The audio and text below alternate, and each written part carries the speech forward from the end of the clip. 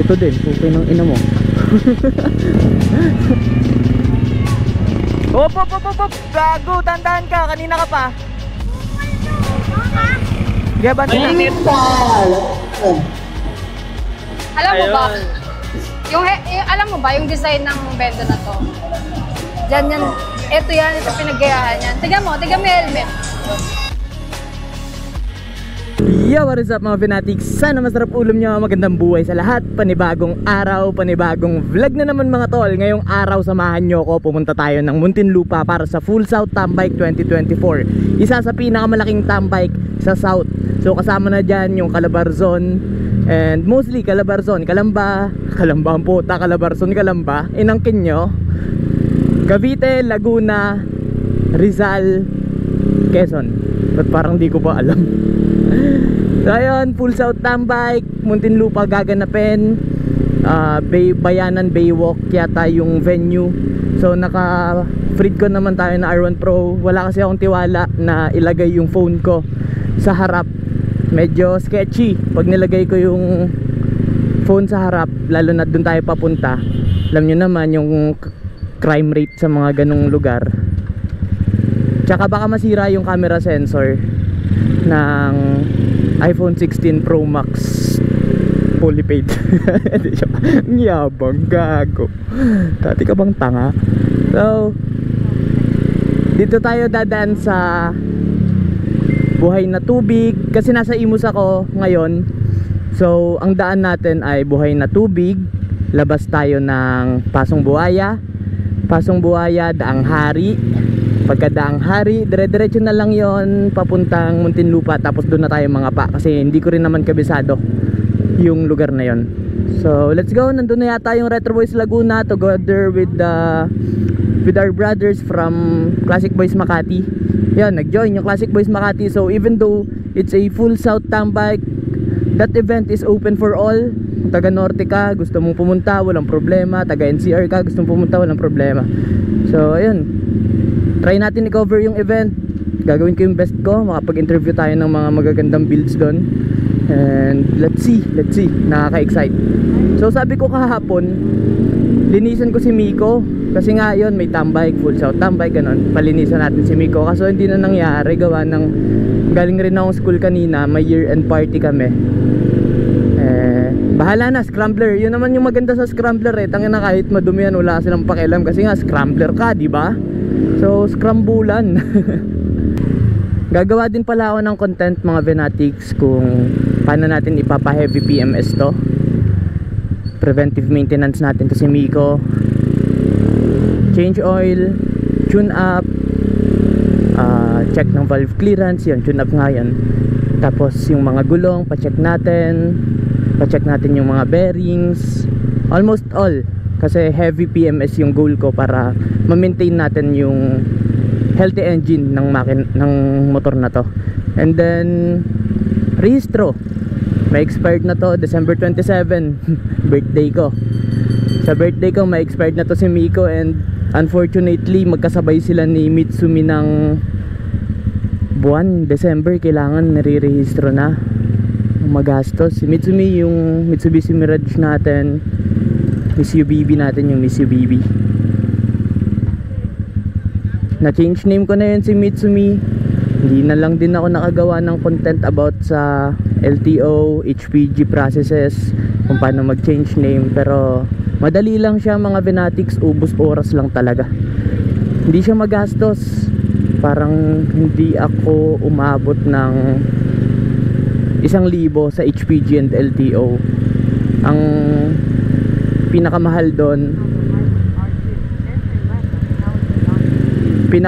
yung ano, yung deed of sale. Pag pina-close mo yung deed of sale, most probably 1% sa abogado talaga sa selling price. Baka yung iba 2% pa, depende. Anyways, mag-update ako sa inyo mga fanatics. Wala na rin naman ako masyadong sasabihin. Ayoko din humaba masyado tong vlog na to. So let's go. Ay, bababa ka be? Saan ka punta be? Hindi naman babaan yan be. Ginawa mong babaan yan.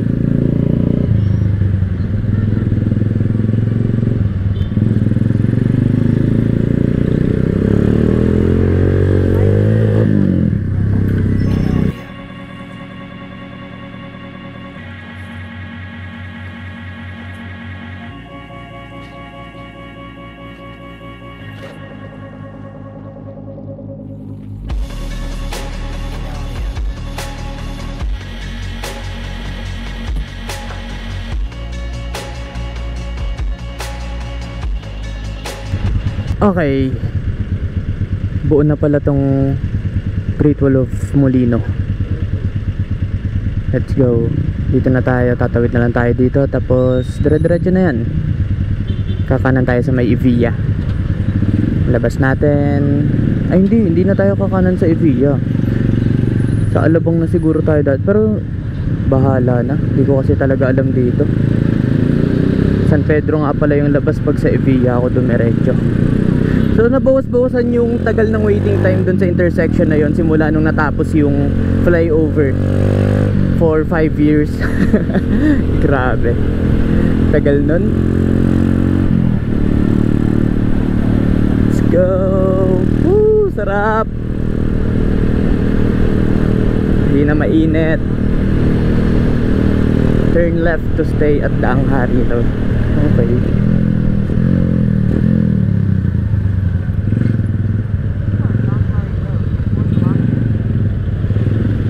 Nakikita niyo yung sense ng trail, ay hindi siya trail braking, rev matching. Kahit may na yung preno ko sa harap na pag nag-rev match ako, laking tulong. Yun nga lang, feeling ko nakakapudpud talaga siya ng clutch lining.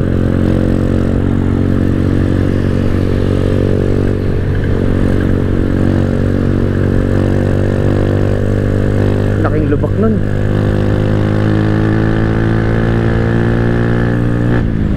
Alam nyo ba guys, tapunan ng patay ito dati. Chismis ako no. Hindi, pero seryoso, dito kasi ako lumaki sa Molino, mga Benatics. Sa Likha ako nag-aaral from grade 1 to grade 5. And simula bata ako, taga Molino Homes ako, kung saan nakatira din sila kong TV. Dito ako lumaki. Tapos kwento na lito ito dati, tapunan doon ng patay ito. Oh, search nyo sa ano po, may checkpoint Search nyo sa, sige una ka na.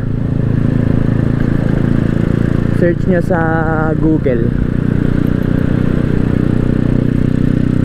Daang Hari Horror Stories. Pasko na, horror pa din yung kwento ko. Tang inang yan.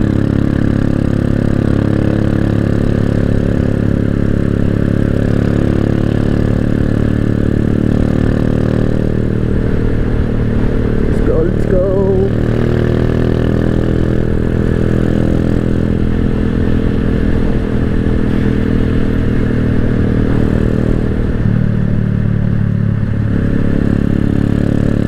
Sabi ko kasi magkokotse ako baka i-bash na naman ako ng mga kagrupo ko neto. Ang bike nakakotse ka, dati ka bang tanga? Diba? Baka ganun yan sabihin. Kaya umuwi muna ako from school. Umuwi muna ako tapos kumuha ako ng motor.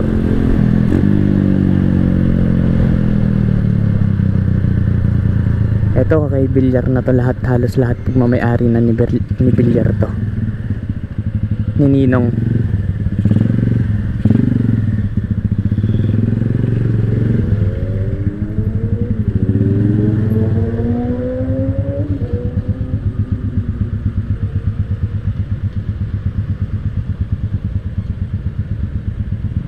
Grabe no, sobrang lawak.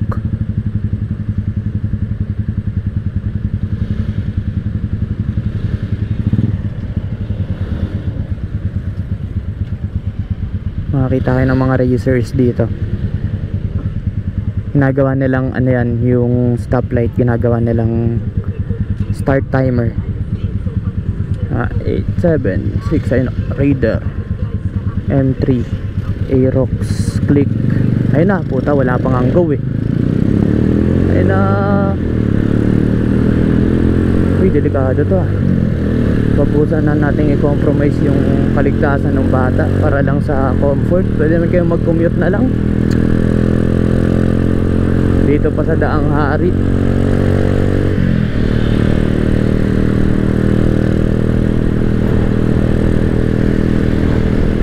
Daming ano dito, racers. Isa din naman ako dun dati, hindi pa ako na-aksidente. Kamote din ako dito. I'm aminado. Ayaw na ayaw ko ng gantong stoplight, yung makikiramdam ka kung kailan siya magpupula. Di ba pwedeng i-implement sa buong Pilipinas na lahat ng stoplight kailangan may timer? Nakaka-ano yun, nakaka-anxious. Ano, baka mag-orange na, baka pumula na, mahuli ako, ganun. Grabe yung ano, wind drag. Salong-salo ko yung hangin. Yan yung nagpapasakit ng katawan ko eh, yung hangin.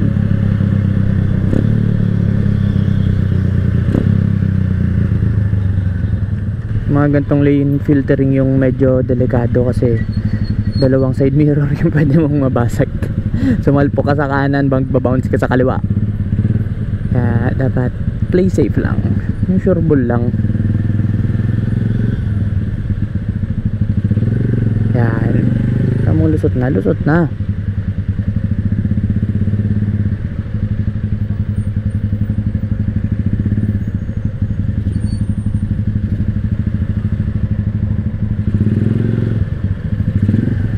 Pag huminto, di makaka-maneuver ka ganun. O, di ba?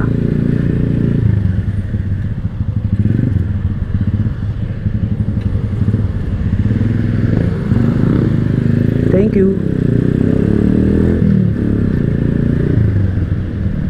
Pogi talaga ng mga naka-classic na mga fatsi o pinagbigyan ako.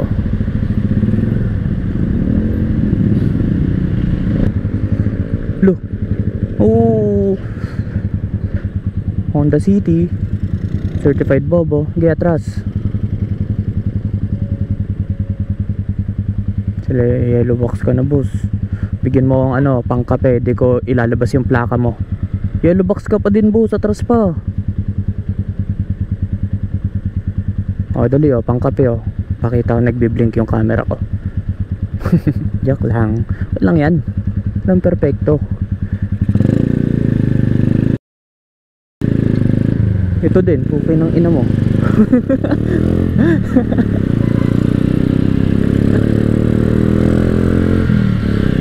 Ano ng mga taong to?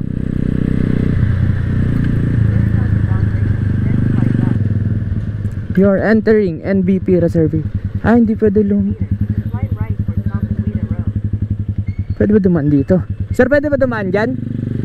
Hindi. Bawal dumaan doon.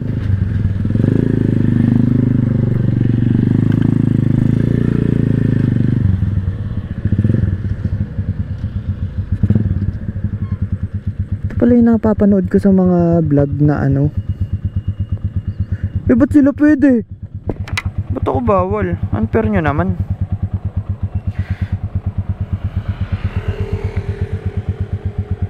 Bilibid Road pala yun. Di bale, balik tayo. Bawal eh, naipilit ko.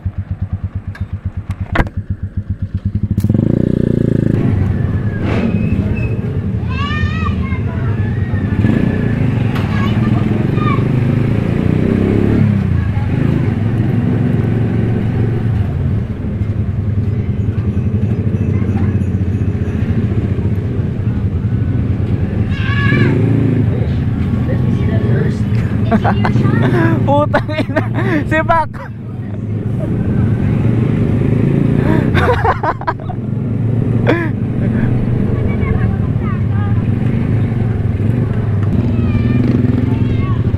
Op, gago, tandaan ka, kanina ka pa.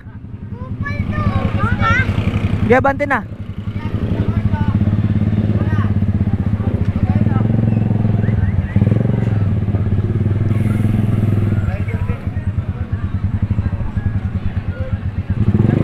Thank you po.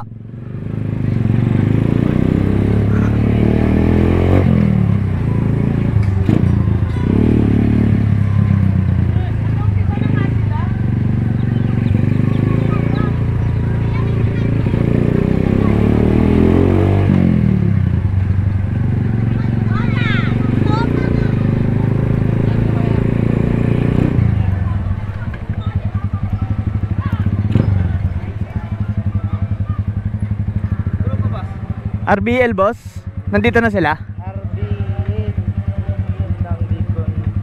Sila JC, wala pa? Wala pa ata. Pero sige, parking mo na lang dito. Saan kayo? CBM? Parking iba. Dito. Dito.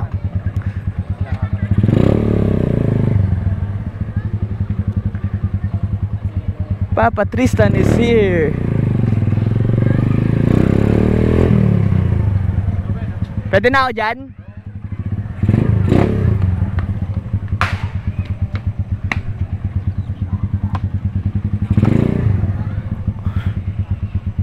Entry ko lang ito. Panis!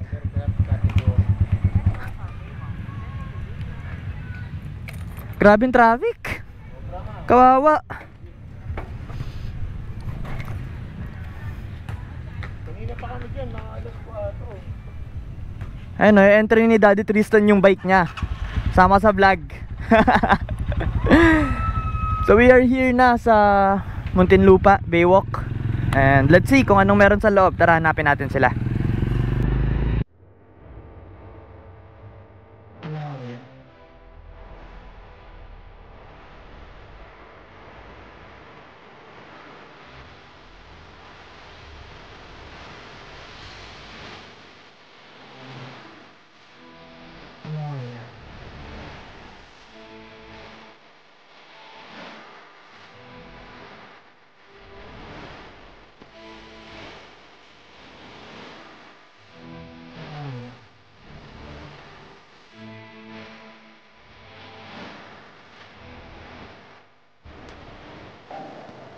Yo, what is up mga binati? Sana masarap ulam nyo. Nandito tayo ngayon sa Muntinlupa, sa may Baywalk, covered court, together kasama yung mga grupo, iba't ibang grupo ng South dahil full South tambike ngayon. So papakita ko sa inyo yung mga motor na nandito. Syempre uunahin natin tong Keyway CR152 builds, Cafe Racer builds, ayan.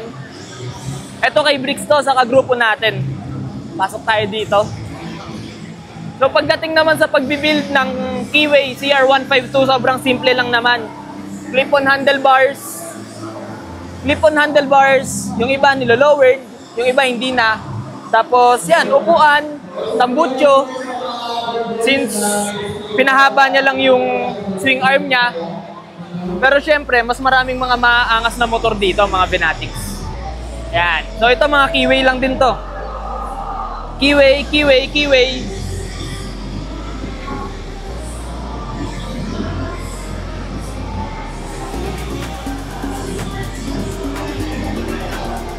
Dito naman tayo sa mga pangdiinan ng mga motor.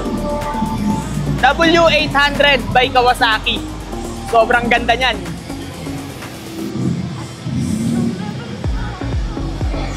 And ito, Royal Enfield Classic 500. Ah, hindi.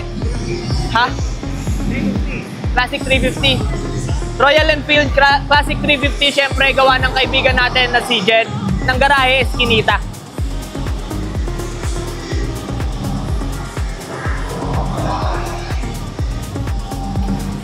And ito, isang SR400 ng Yamaha na sobrang na-preserve, sobrang na-restore.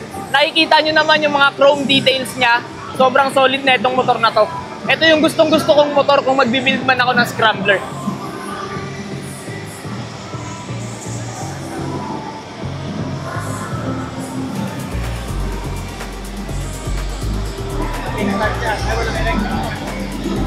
Wala siyang electric start.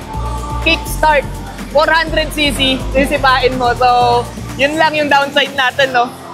Kasi hindi ko alam kung kakayanin kung i-kickstart to.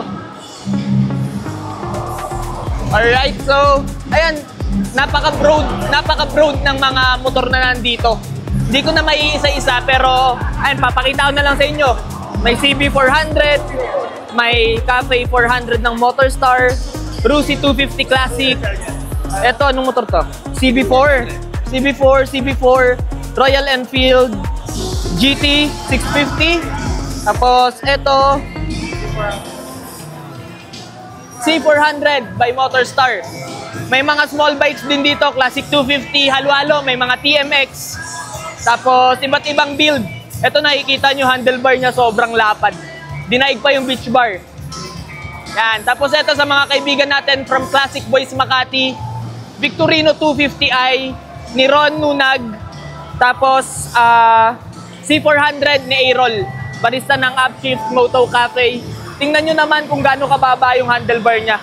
Sobrang solid.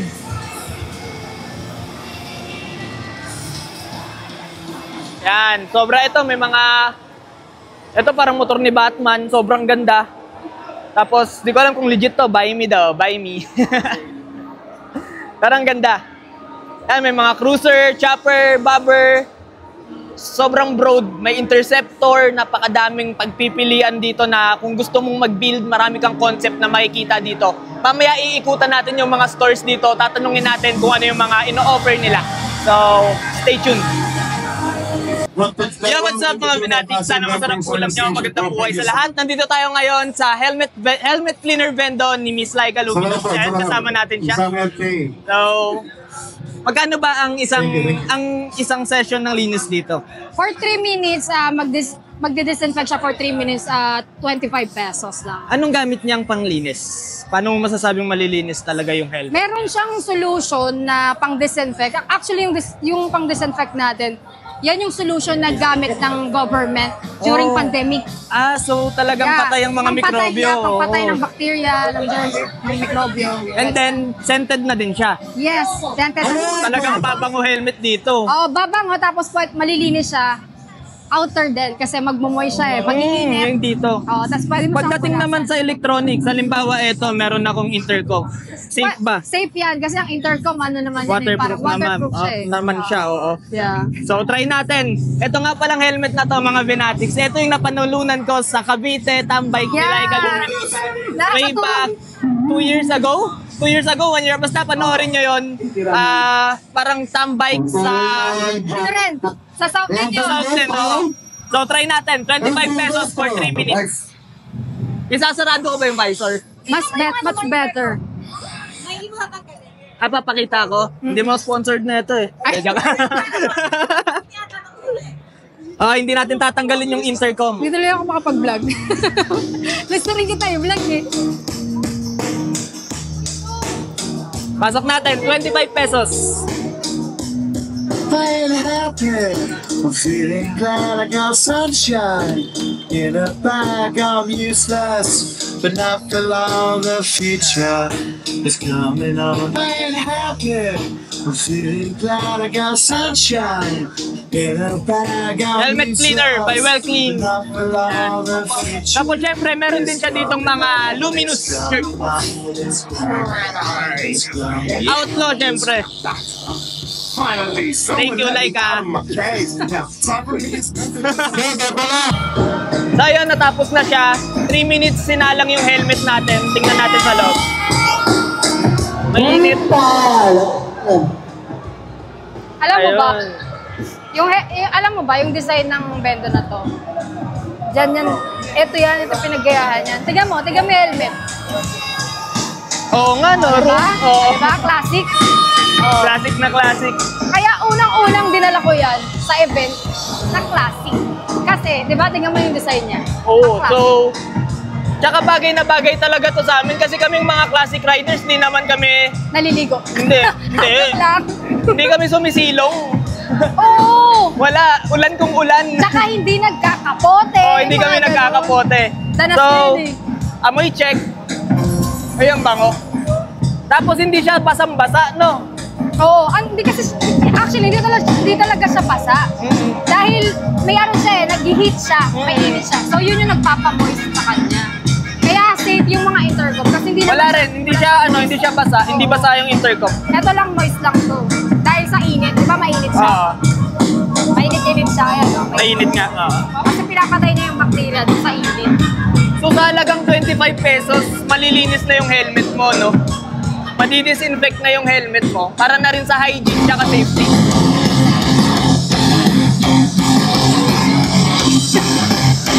Alright, thank you, Miss Laika Luminos. Yo, what's up mga Venatics? Nandito tayo ngayon sa isang booth dito sa Full South Tambike. Better Than Stock ang pangalan at yung produkto nila ay mga headlights. So tatanungin natin si Sir kung para saan ba tong mga headlights na to. So lapit tayo. Eto sir, ilang inches tong headlight na to? 5.75. So ang sakit nito H4. So usually ito sa mga Victorino, Harley Davidson, ito yung ginagamit. Yun. So ito namang 7 inch, same din H4, usually sa Royal Enfield ginagamit. Saka sa ibang 7 inches sa standard. Pasok to. Halimbawa ako, sir, meron akong Keyway CR152. Ano bang gagamitin ko sa dalawang to? Usually ito 5.75 sa Keyway. Yun ang gamit nila. So, paano ko siya i-mount? Plug and play na lang ba siya? Ano bang mga modifications? Sa Keyway, ang alam ko, magkaiba lang ang socket. So, ang modification Socket lang. na mangyayari dito. Pero yung case niya, ito, same Sakto na doon. 5.75. Tapos yung mounting niya, sir, meron na mga included to na bracket. Hindi. Yung bracket mo mismo yung gagamitin. Okay. So, ipapalit ko lang siya doon. Ipapalit. Sasalpa ko na siya. Pero ang problem lang kasi kay Keyway is yung socket. Okay, common drive mo sa amin. Ang tanong, sir, gaano ka lakas ang ilaw nito? Ito 60 watts to, total nitong mga to. Halos magkasing lakas silang dalawa. 60 watts. May high and low na rin May siya. high and low na rin. Isa pang tanong ng mga buyers, bawal ba sa LTO to? Hindi, ano to, DOT certified tong mga to. DOT certified to. Pagdating naman sa LED chips, anong LED chips gamit nyo? Ang LED chip nito, Philips to. Philips. LED na Branded Philips. na. Branded na to, Philips na to. So hindi siya yung mga pipitsuging China. Yeah. Wala na to yung mga tipong balas-balas na, wala nang ganon. Ito na yung mga bagong LED ngayon na nirelease. Sa heat load, paano siya nagkukuling? May fan ba yan? Ito, usually talaga heatsink ang pinakamaganda. Heatsink? Heatsink talaga. Aluminum material? Aluminum material. Okay, Kasi, para madidissipate niya yung yung init. init. Oo. So eto, pang mga Victorino, pang malalaking motor. Malalaking motor. 7 inches, Royal Enfield. Yan Ayun, pakita mo yung Yan. Okay. Ayan, test natin. Pwede ba natin pailawin to, sir? Eto, Royal Enfield Interceptor 650. Check natin yung headlights niya.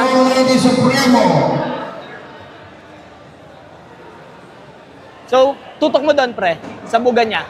Maganda yung cut-off niya, cut-off line.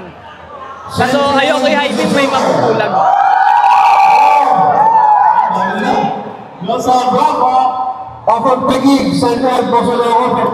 So yun yung buga niya. In terms of design, ang ganda din.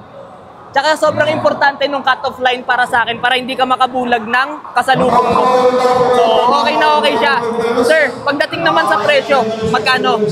So ngayon, ang price nito talaga sa shop is 6,000. Ito naman ay 5,000. Pero dito, dahil naka less 500 tayo sa dalawa. Naka-sale siya, less 500. Less 500. So sa mga gustong umorder, saan ba sila pwedeng mag-order? Ano lang sila dun sa page namin na Better Than Stock. So, search lang nila yon. So, ito siya. Facebook, Better Than Stock. Better Than Stock na Facebook. Para mas makita nila. Ayan, pakita mo. So, search lang nila, sabihin lang nila na dito para malis yung 500. Meron pa din. So mga fanatics, pag napanood nyo tong video na to, pakita nyo nakasubscribe kayo sa akin, dito nyo napanood yung video. Tas less 500. Less 500. Ayos. So, ano na lang, hashtag sana masarap ulam nyo and may less na agad kayo. So, maraming salamat. Thank you.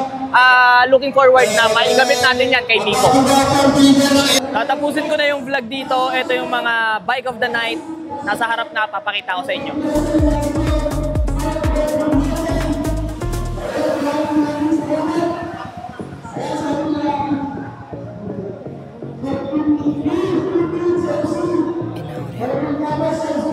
Outro na ako.